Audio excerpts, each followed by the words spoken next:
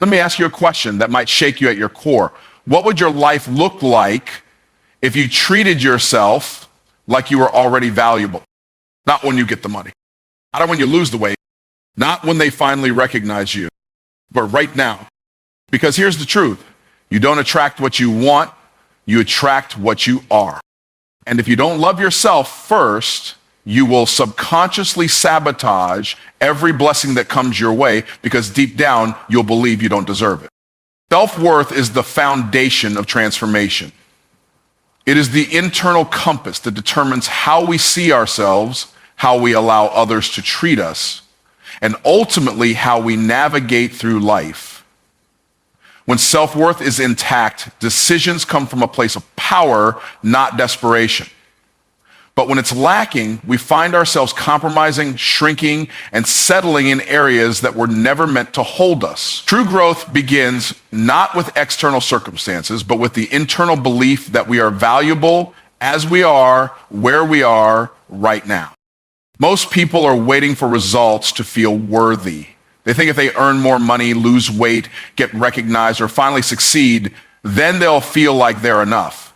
But that mindset puts your self-worth on the other side of an accomplishment. It creates a dangerous cycle of chasing validation that never truly satisfies. Because even when you arrive, you'll still feel empty, wondering if this was ever really about success or just about proving something to yourself or others. Transformation doesn't come when others applaud you. It comes when you start seeing your own value without needing applause at all. Self-worth is not arrogance, and it's not about being better than anyone else.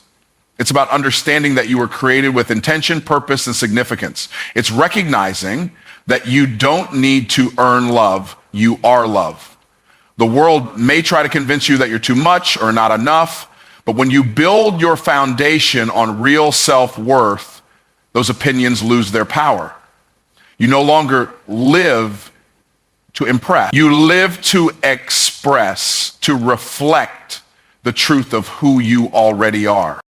Without self-worth, goals become a prison. You'll hustle for validation instead of operating from purpose. Every no will feel like rejection. Every failure will feel like a personal flaw. Every delay will feel like a denial of your identity. That's why people quit too early. That's why people self-sabotage the very blessings they prayed for.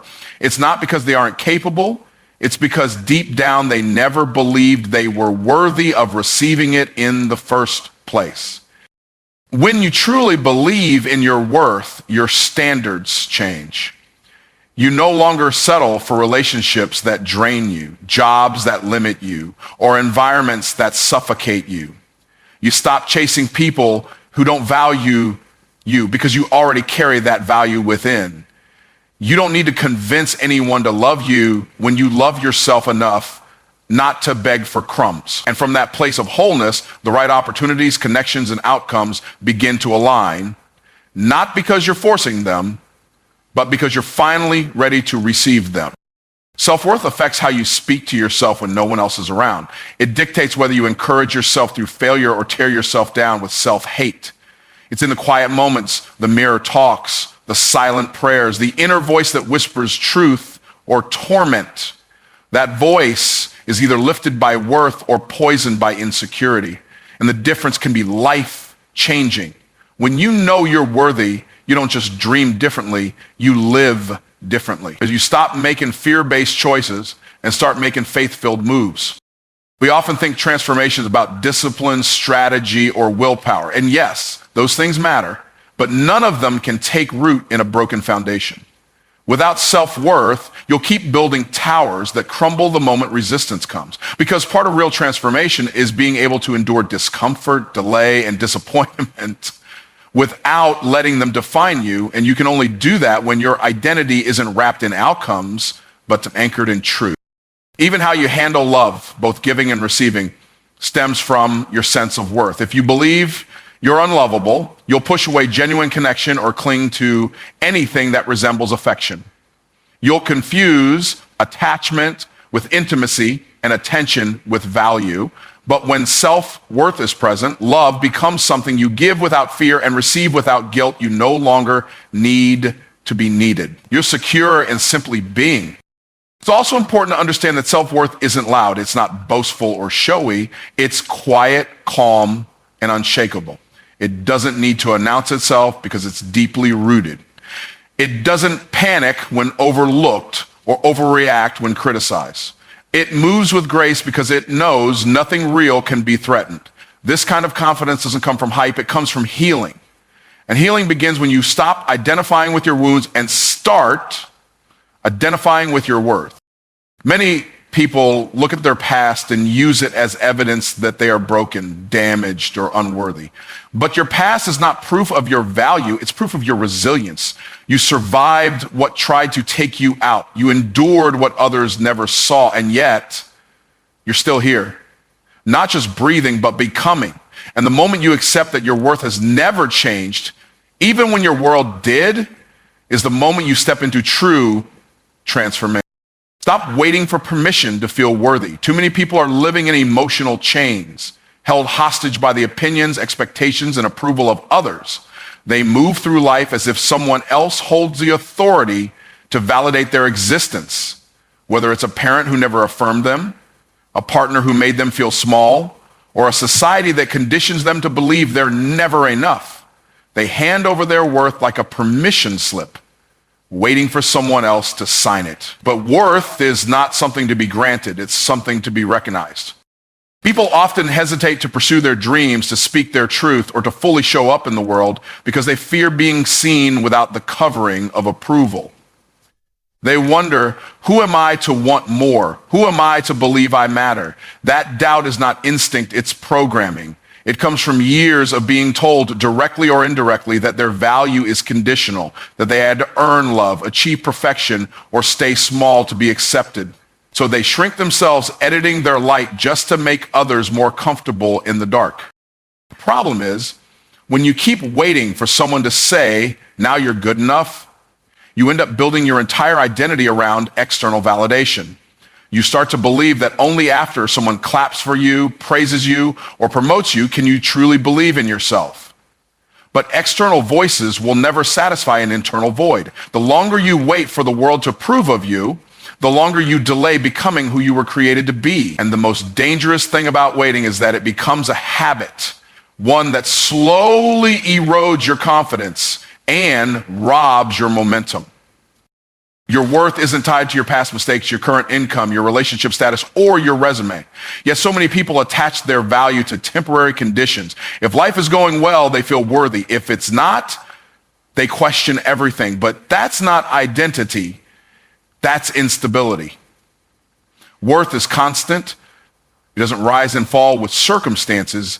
You don't become less valuable because someone left you, or more valuable because someone applauded. You are who you are, with or without their recognition. Even when people do get a taste of success, if they haven't resolved the inner war around self-worth, they'll find ways to sabotage it. They'll downplay their accomplishments, reject compliments, or deflect opportunities because deep down they still believe they're unworthy of receiving good things. They're living in a mental prison built on the belief that they must do more to be more. But no amount of doing can compensate for the absence of being until a person decides to accept themselves fully and unconditionally. Success will always feel like a performance rather than a position. There's a silent cost to waiting for permission. It shows up in the jobs you don't apply for, the love you don't pursue, the dreams you don't chase. It's in every time you mute your voice, hold back your opinion, or deny your calling because you fear what others might think. And over time, that hesitation becomes your identity. Not because you aren't capable, but because you chose to believe someone else's silence or criticism was the final word on your value. People often say, once I feel confident, then I'll take action. But confidence doesn't show up first, decision does. You don't wait to feel worthy, you decide to stop living like you're not. That shift is internal. It happens the moment you stop outsourcing your value and start reclaiming your voice. The decision to stop waiting is not arrogance, it's ownership. It's a return to your true self, the version that existed before the world told you who to be. If you trace back the most powerful transformations in any person's life, you'll find a moment, quiet but decisive, where they stopped asking for permission. They stopped seeking approval. They stopped apologizing for existing. It wasn't because they suddenly had all the answers. It was because they chose to believe that worthiness is a birthright, not a reward. And in doing so, they unlocked a freedom that no title, no paycheck, and no relationship could ever give them. Every time you delay stepping into your worth, you train your mind to believe that you're not ready. That readiness is something to be earned rather than chosen, but the truth is, readiness is a myth. No one feels fully ready. You become ready by moving. You grow into the shoes of your calling by walking, not waiting. And the longer you wait for someone else to greenlight your journey, the longer you keep your potential parked on the sidelines of fear and doubt. There are people who have far less talent, experience, and knowledge than you, but they're thriving. Not because they're better, but because they stopped waiting. They stopped needing the world's permission to feel worthy of showing up. And in doing so, they gave themselves access to the very life others are still dreaming about. The moment you stop waiting and start believing is the moment the world around you starts changing. Not because the world got easier, but because you got real. You are not behind, you are becoming. It's easy to believe you're late when you measure your progress against timelines you never agreed to. The world moves fast, and with every scroll or conversation, it can feel like everyone else is ahead, doing more, achieving more, living more. But those are surface views, snapshots of moments, not the full story. Becoming isn't about speed, it's about alignment. It's about becoming the person you were created to be, not the person you feel pressured to perform as. There is a difference between being still and being stuck. Growth isn't always loud. Sometimes it's quiet, internal, and unglamorous. The roots of a tree grow in silence long before the branches bloom into view. And just like that, your process might be hidden, but that doesn't mean it's not happening. You're evolving through unseen decisions, private healing, and unseen work that no one else claps for, but that's where real transformation takes place. Many people carry shame because their path doesn't look like everyone else's. They didn't graduate on time, start a family on schedule, or hit success by a certain age. But life doesn't have a stopwatch. The idea that you're behind is built on a false timeline created by comparison and conditioned expectations. When you detach from that illusion, you realize your journey isn't broken, it's unique. And everything that feels like a delay might actually be a setup for the depth and strength you're meant to carry. Becoming requires resistance. It demands discomfort, tension, and patience. Just as muscles grow through pressure, your character strengthens through the weight of your process. While others may appear ahead, your path is carving something deeper, a foundation that won't crack under pressure. Fast success without deep identity is fragile, but becoming, real becoming, gives you the capacity to not only reach your purpose, but sustain it.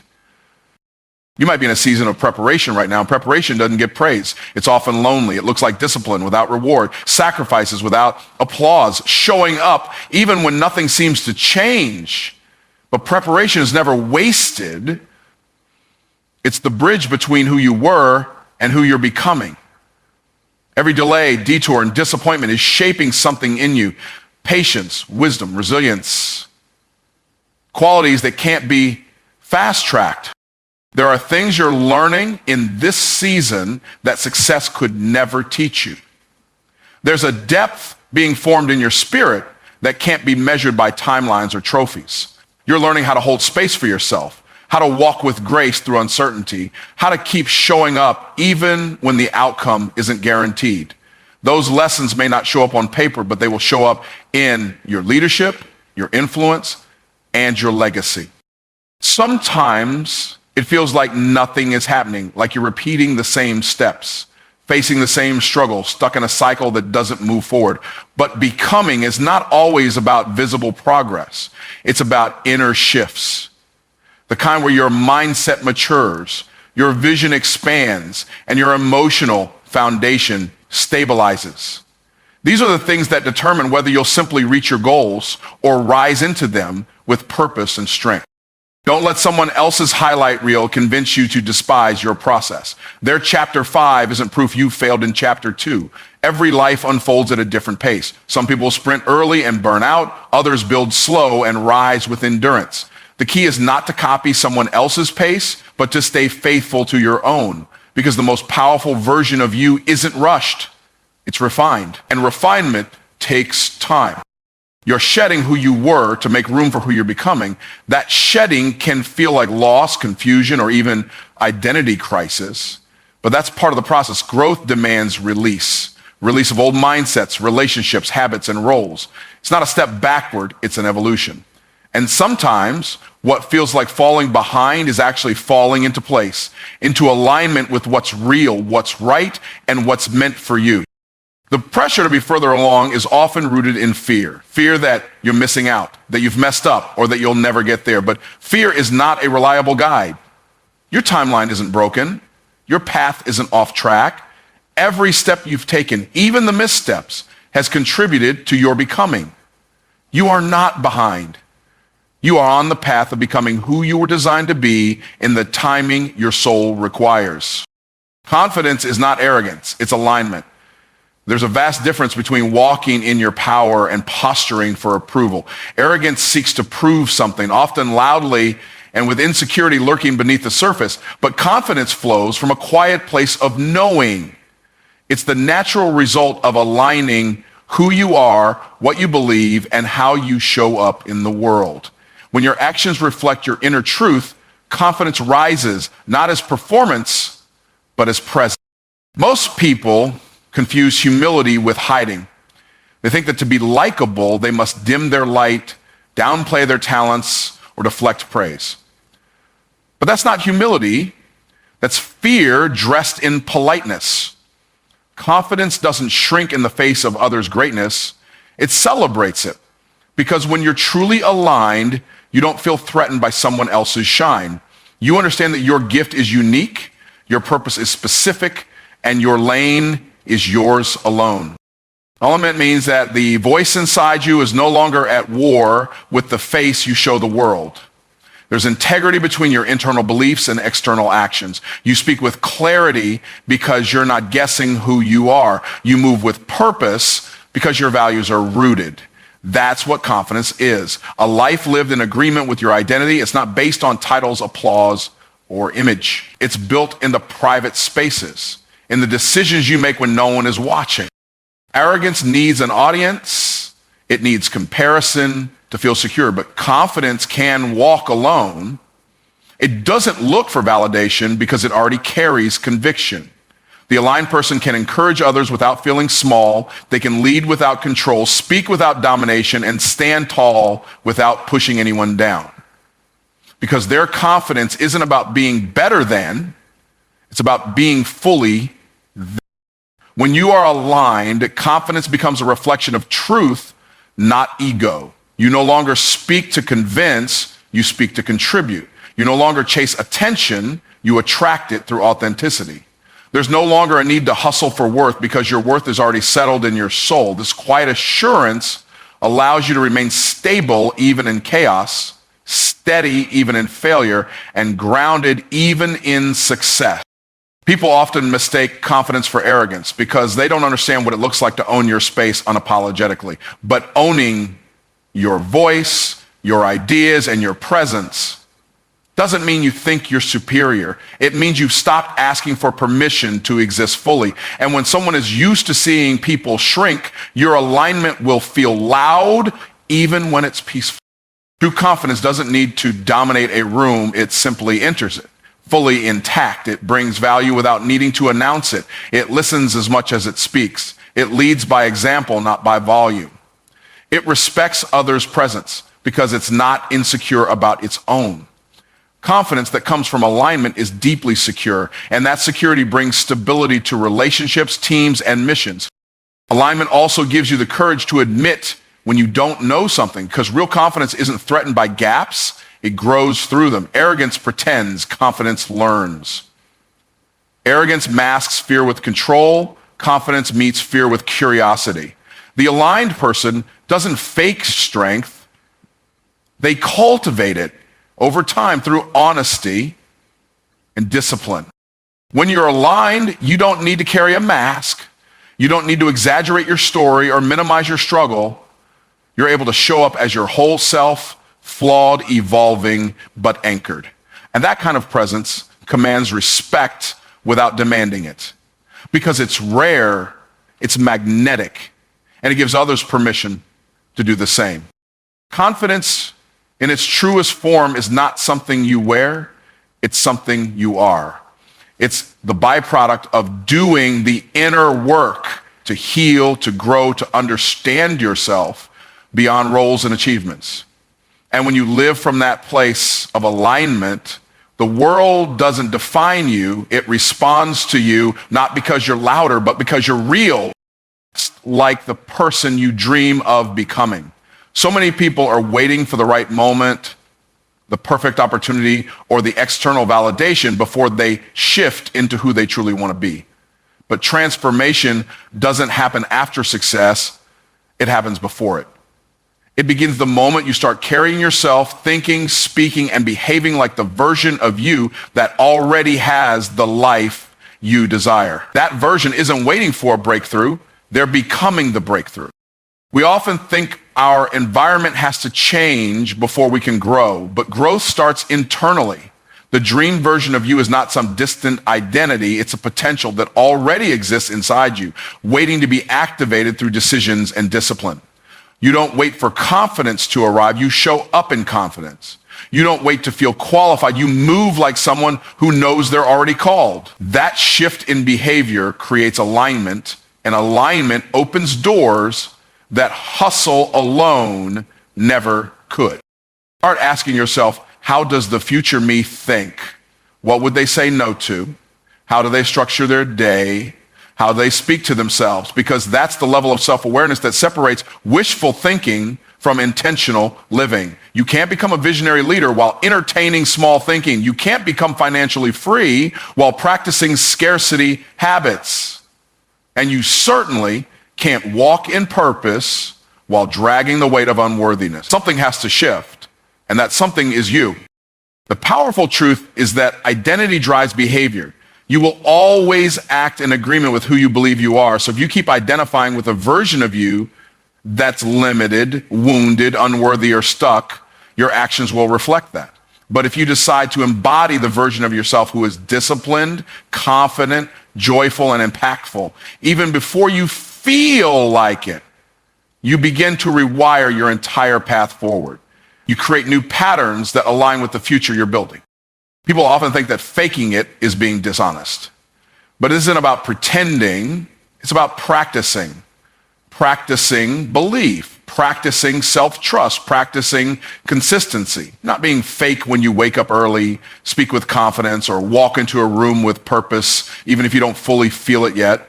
You're rehearsing your future. You're conditioning your mind and body to respond from a higher frequency, not your old programming. This kind of intentional living requires awareness and courage. You have to start noticing when your current behaviors contradict your future vision. If the person you dream of becoming would never tolerate chaos, then why are you entertaining it?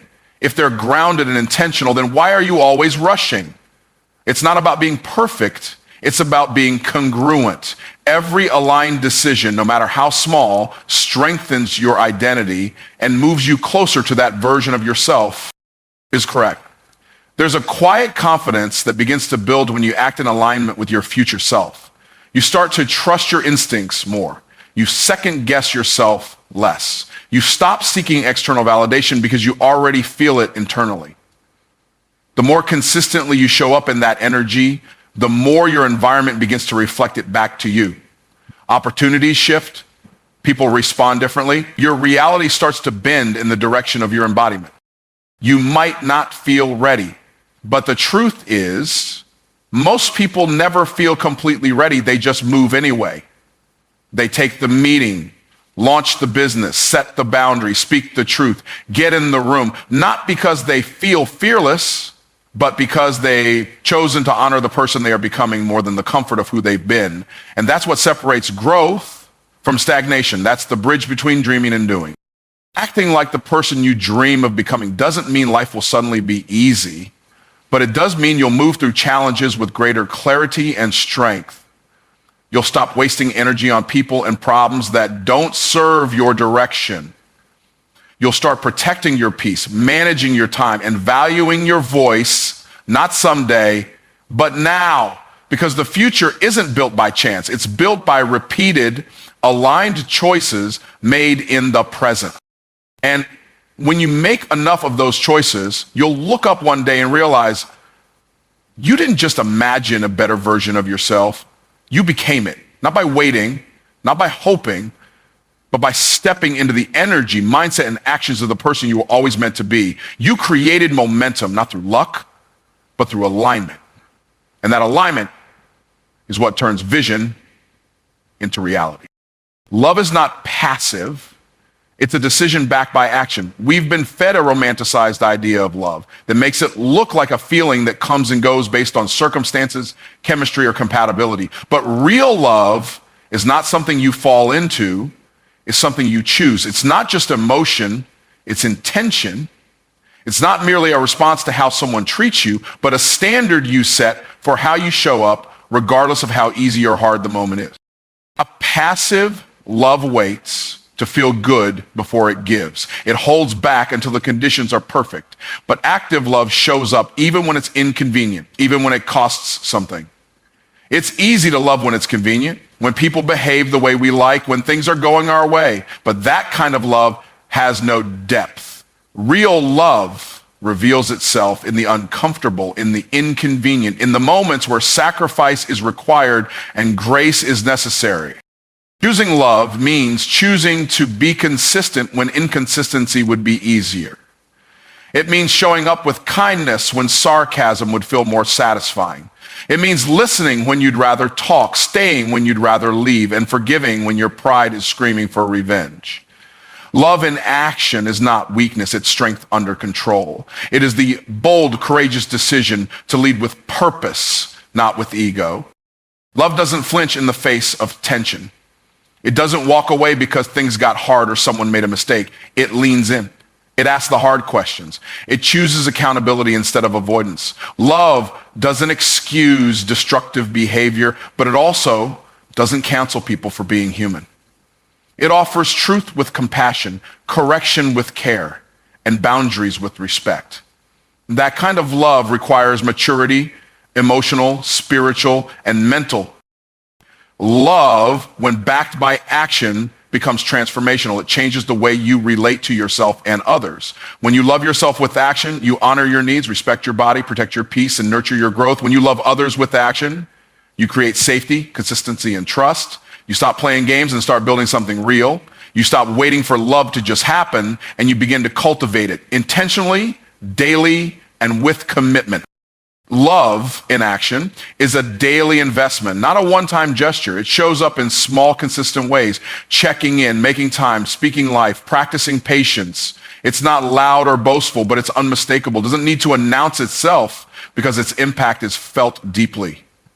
And when it's real, it doesn't just stay when things are perfect. It remains when things are messy, uncertain, and even painful, not to enable dysfunction, but to commit to the process of healing and growth. There is a discipline to love that we often overlook. The discipline to stay engaged when disconnection would be easier. The discipline to be vulnerable when you'd rather self-protect. The discipline to keep choosing someone even when the feelings fluctuate. Love as a feeling will rise and fall. That's human. But love as a decision backed by action creates stability. It grounds a relationship, a friendship, or even your relationship with yourself in something stronger than impulse. We cannot claim to love someone or ourselves and then consistently act in ways that contradict that love. Love without action is just sentiment. It's a pretty word with no weight. But when love becomes a verb, when it's tied to what you do more than what you say, it begins to carry power. It builds connection. It heals wounds, it bridges differences, and it makes people feel seen, valued, and secure in a world that constantly makes them question their worth. Love, in its most powerful form, requires responsibility. It says, I won't just feel this, I'll demonstrate it. That kind of love doesn't manipulate, doesn't guilt, doesn't control. It honors autonomy while offering support. It holds space without judgment. It uplifts without strings attached. And that kind of love doesn't just make people feel good, it makes them better. It calls people higher, including yourself, because real love demands growth, not stagnation. To live a life rooted in active love is to reject apathy. It is to decide day by day, moment by moment, to be intentional in the way you show up. Not only when it's easy, but especially when it's not. Because love that is consistent, courageous, and committed doesn't just shape relationships, it shapes legacy. It leaves behind something that lasts longer than passion or chemistry. It builds something that cannot be shaken because it was never built on passivity in the first place.